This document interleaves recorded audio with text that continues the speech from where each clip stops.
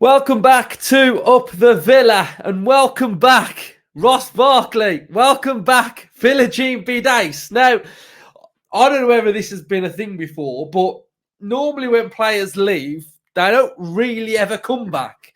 Ross Barkley, we signed on loan and he's come back now as a permanent a couple of years later. Philogene has been gone for less than a year and he's back already. So welcome Philogene. And I think the most important part of Philogene back to Aston Villa is that Unai Emery wants him back. Now, that is enough for me to tell me that he believes he can enhance Philogene's game. And I think there's no doubt that there's a player there. We all know that Philogene is really good. And we go back to last pre-season when Philogene was literally tearing it up.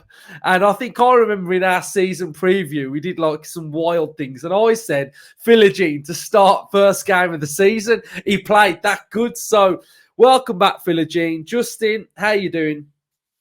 I'm all right, mate. Very good. Looking forward. The players coming back this week was like, hallelujah, here we go. Season has officially begun now, I reckon. That's Well, a huge moment, isn't it? When you see them players rocking up back at Bodymore. It's just lovely to see. Well, to be fair, I'm glad I've got some friends on here because I seem to have been doing these episodes on my own. I feel like everyone's deserted me. So, yeah, Sorry, thanks, mate. I apologise. Yeah, nice Well, to I be mean, back. you have been busy, sort of like Yeah, canoodling busy at with work. cricket stars as well, haven't you? You've been to Lords. Yes. You've been, go on, tell everyone where you've been. I've got to give a massive shout out to Chris Wokes, friend of the pod, been on a couple of times. He will come on again next season. He loves coming on the pod. Huge Villa fan, and he did me proud. I've got to say, I was praying. I've been trying to get a ticket for Jimmy Anderson's last ever game at Lords for ages. Couldn't get one, and he came up trumps, gave me a ticket, one of his allocation, and I had an absolutely wonderful day down at Lords. So yes, big up Chris Wokes, the nicest man in cricket. That's his name around the cricket circles, and there's a reason for it because he is such a top bloke. And he's an absolute legend anyway. So fair play. I'm glad you got to see that because you deserve it, mate. Right. So Philogene, Justin, thoughts on Philogene back to Aston Villa? Well. It's a really, really interesting transfer, isn't it? I think this summer has seen a spate of these really clever, sort of financially driven, little, very like sort of intricate. Let's put him there. Let's bring him there. Let's look at where we can get value for money there. And I think the Ross Barkley one's a really good signing. I think, the double deal to get players from Juventus when we saw Luis going the other way is very interesting. The Matson deal obviously was a straight out one. So that was a really good deal. And I think this one, I like it. I really do like it. Essentially, it's basically turned out to be a season-long loan to Hull, hasn't it? I know there's money involved because it was a permanent deal and wasn't a loan deal, and he's coming back on a permanent. And depending on what you read and how you work out the financials of this deal, I think it's benefited us. And I might get this wrong, but I think it was a $5 million deal last summer out. So that went straight on as pure profit with 30% back to us, any profit they made on the sale. So obviously we've gone back in, we've matched. I think that was the deal. If any bids come in from, we get to buy him back if we match that amount. So then you take off the 30%, which was a hard deal. So it's quite complicated, and I don't know how it will work itself out, but around about 13 million, I think I'm seeing by the time you've done all the mathematics and stuff. So that over, I think he's going to sign a 5-year deal on Monday. So as far as the sort of the year on year on the books goes and the amortization, it's going to show up next to nothing. So I think as a financial point of view, it's a very good deal. As a player, like you say, the most important bit is Unai Emery sanctioned it once again. He's a player he knew. He saw it at first hand when he came in. He watched him. and he had a lot of pre-season. Again, as you said, we all was raving about him last summer. He looked really, really good, and I think a lot of us were a bit surprised he went, if we're brutally honest. But I think he's coming back as a better footballer, and that's all that matters. You know, he's had a fantastic season at Hull. I'm on one group chat, and one of my friends has got a friend who's a Hull fan, and he's said, just in the last hour I've read, he said he's the best player he's seen at Hull in the last 10 years. You know, so that says something. You know, his statistics: 12 goals, 6 assists. You know, as a player that left us last summer, you always keep an eye on him, don't you? And I think the amount of times we said, "Crikey, have you seen that goal from Bidace? Have you seen what he did?" You know, the little highlight reels of him. And I know the only elephant in the room, I suppose, is that was in the Championship, and now we are high-end Premier League going into the Champions League, which is the ultimate, the elite of football in Europe. So the question is, can he do it at Villa? And he's going to get that chance. You know, he's going to come back into a really solid dressing room, into a club that's playing really good football, into with a manager that's going to integrate him immediately. You know, he left as a youth team player trying to establish himself in the first team. He's coming back now as a bona fide first team footballer. You know, he comes straight into the first team dressing room and he starts mixing it straight away with the players we've got. So I am very, very, very excited to see what he does at Villa in this spell. Yeah, I am as well. And I think, you know, touching aside from Bidace, I think how we're operating is very, very clever indeed. You're looking at a lot of these deals that we're doing, their fingers are on the pulse. We are absolutely on it across the whole landscape of transfers. You look at sort of, you know, and I think sometimes fans can think, oh, we're letting Archer go. Oh, we're letting Bidace go. Oh, we're letting Kellyman go. I think Kellyman's a bit of a different one. But, you know, if you look at the grand scheme of this Philogene one, it's sort of like Emery said to Philogene, look, you can't play. We're going to send you to Hull. We're going to let you go to Hull. But then we've not only just done that, we've not only sort of we've put this clause in the contract where if anybody bids, we get to match it.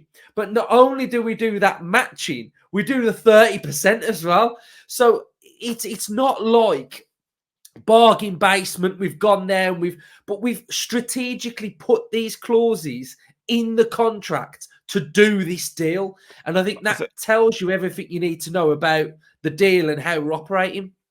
I think they're very sensible, but both individual clauses in their own rights were very sensible clauses. So the first one, if you take the matching clause, is okay if he goes away and if he has an absolute unbelievable season and people start sniffing around, we can bring him back. You know, we have that choice to bring him back straight away. We haven't got to go and bid for him or any of that. So if somebody comes in and puts an amount on the table that Hull are happy with, we then get to make that decision. That's how much he's going to cost us. Do we think that's value for money? Do we bring him back? And the other one, the 30%, was if he went away and had a decent season, but Emery and the coaching team thought, you know what, he's done all right there. He's done really well, but for me, he's still not where I don't see him fitting in at Villa. I don't think he would make the first team. I don't think he would add anything to our squad.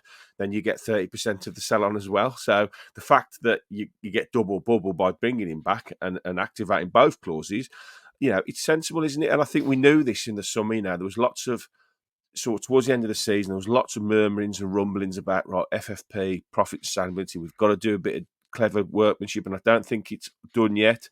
I still think there's a bit to do. We'll go on to other things later, I know. But I think what we are doing is we're boxing very, very clever. We've picked players that are young. I think we picked players that if we hadn't got to Champions League this season, we probably wouldn't have got 2 or 3 of them. You know, I think the like of Inning Jr., really good player, Baronchella as well, another one. That, you know, they're coming to us because it's a real stepping stone for them, and they're coming to a top coach and a really well-run club. And I think, yes, we're having to box a little bit clever financially, and I still think there's 1 or 2 big signings on the way. But it's great. I love it. I love the way the squad is evolving this summer. Yeah, and I mean, when you heard that matching rights deal thing coming through, and then you look at the clubs that are aiming for him: Crystal Palace, Everton, Villa, Ipswich. He's only going to one team. He's only going back to Champions League football. He's not picking. We've been in this situation before when we've done transfer rumours. Well, I've done a lot of transfer rumours, and players get linked with Villa, and we're after players that that we're not in the Champions League, and there's clubs that are in the Champions League. They're going to those Champions League clubs. If they are linked with a club that's in the Champions League, they are going to that Champions League club. They are not going in any. They're not going in any other direction. Yeah. It's like last summer when we was linked with Asensio, when we were linked with a couple of the players that were PSG bound. They're going PSG. They're not coming to Villa. So I think that's scenarios where we're at. So what I've done here then, and we're gonna look at, because I like to do these when players sign. I like to look at where they fit in and what they're going to do. Now, when this rumor came about, and we had our chat in our group chat, I was chatting about this, and Justin said that he's basically sort of a Kellyman replacement. And what we mean by that is, and what I think Justin meant by that, is that Kellyman's gone, but he's going to be filling that sort of role. And we've got to remember that Bidace now fits that Champions League homegrown quota as well. So I don't know if you want to add anything on what you meant by that Kellyman sort of thing, or I mean, what I really by that was, we like Kellyman. We think he's got a real chance of coming through. So at that age sort of profile of a player that's going to come in, he's going to get minutes here and there, and he's going to try and show that he's worthy of a starting berth at some point towards probably the latter end of the season. You would think that, if he has a really good season, excuse me, and he plays really well, he could get starts towards the end of the season. And I think Philogene, he's ahead of where Kellyman is right now, 100%, because he's got that experience, he's got that first team football. He's now regarded as a real prospect. A lot of the clubs now all over the country know about Philogene because of the season he's had. So we're bringing him in at the right time to make him better as well. Yeah. So on this diagram, I've left, in essence, hardcore central midfielders out. So we know McGinn can play in the left or the right. We know Tielemans can do the same. So I've really put the players that are attacking left, attacking right, and attacking down the middle. And I've put Watkins in there to be like a focal point. Where do you think then Philogene fits in with this then? So if we're sort of saying we're going into pre-season with Philogene, he's going to have all the pre-season. Who's he behind? Who's he competing with? Where's he going to play? And when is he going to play? I think, looking at his heat map last season for Hull and where he's most effective, he basically can play either flank. I think left or right. I think this is another huge selling point for Unai Emery, that he loves players that can play multiple positions and are just as comfortable left or right. And I think we've got a plethora of players there that are already building up. I mean, Rodgers isn't going anywhere. Ramsey's not going anywhere. Ealing Jr.'s just arrived. Bailey had a season of his life last year. Philogene's back. All right, there's a slight question mark about Pizarro at the moment, with little rumours circulating.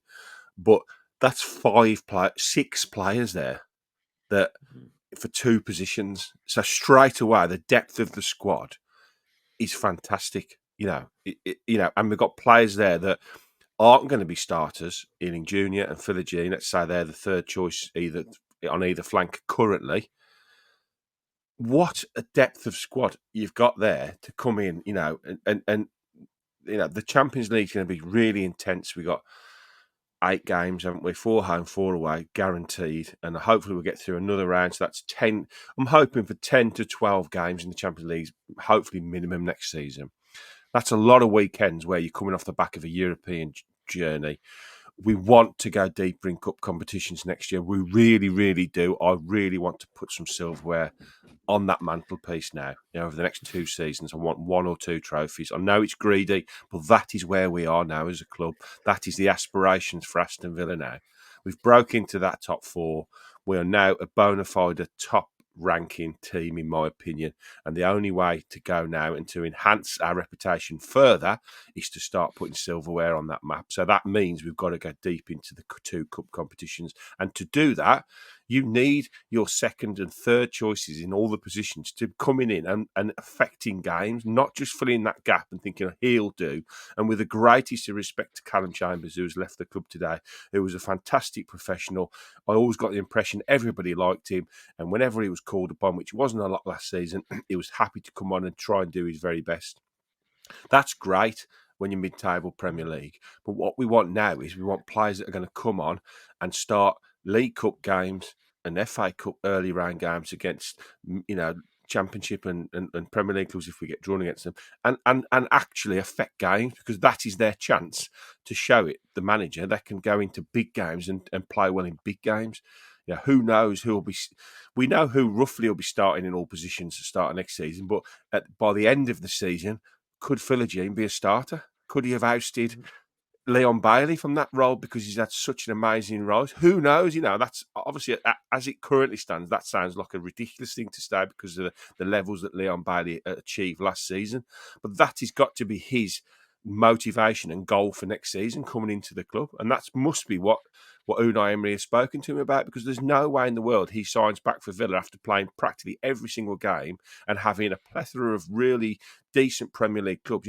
Crystal Palace is a really good destination now for players to come and play at. They've got a brilliant manager. They're really, really starting to go places. They've got a lot of money to spend with the sale of 2 or 3 of their better players. So that is a really attractive place for somebody like a Bidace or a Championship player to go to and settle into the Premier League. But he's chosen Villa because he's had assurances that he's going to be a part of the squad. So it's up to him now to grasp any chance he gets and show the manager that, you know what, a bit like he used to joke with Rodgers, a Championship player. Rodgers battered his way into that team and he stayed there. All right, he was helped a little bit by injuries. But that's Bidace's role now. Come in, show you can do it, show you can get that level. But the thing is, like you say, someone gets injured, you grasp your opportunity. Massive. And these players want to do it. And I think, like you say, 2 players in every position. You go through every single team in the Premier League. Well, the good ones anyway. You've got Grealish, Doku, Alvarez, Haaland, Martinelli, Trossard. You go across these squads, and they've got pure depth to the first team and the second team as well. So I was asked to go on Across the Park podcast. It was an Everton podcast. I do it every season whenever we play them. They're great lads. They're like us. They just love their club. And he asked me to go on to talk about Timo Rabunam. And I said, lovely. And it was we'd sold him them and Dobbin had come to us. And I said, while I'm on, I said, what do you feel about Lewis Dobbin? And he said, I tell you what, I'm gutted he's leaving. He said that, and how he explained him to me was, he gets you on the edge of your seat. He picks the ball up, he runs at people, he's got pace, he goes past people, he can score a goal. Now, you've all of a sudden, you've got Illing Jr., you've got Dobbin, and you've got Bidace, who currently are probably nowhere near our first 11. I'll put him on. Without Diaby, Bailey, Ramsey, Rodgers. That's without what you would class as your first 4. That's 7 players there, wingers and forwards. Yeah, it's really exciting. The training next season is going to be unbelievable. I'd love to go and watch a training session because they're going to be all over each other. And that's how it should be. Yeah, it's going to be wicked. Right, we've got a couple of stats from Philogene at Hull then. So we've got progressive passes received, 10.78, which is frighteningly high. Touches in the attacking penalty area, 5.77. Progressive carries, 4.88. Progressive passes, 2.73. Shot creating actions per 90, 4.04. Total shots, 3.69. So tackles 2.50, blocks 1.38. So those are a handful of his stats from last season as well. And so I think that's been a good episode, Justin. We've welcomed Philogene back. I don't know whether we're welcoming anyone else back this window. But yeah, maybe one that rhymes with Jack. But, there we go. But maybe, who knows? Right, so cheers, everyone. Welcome back. Philogene, up the Villa. Up the Villa.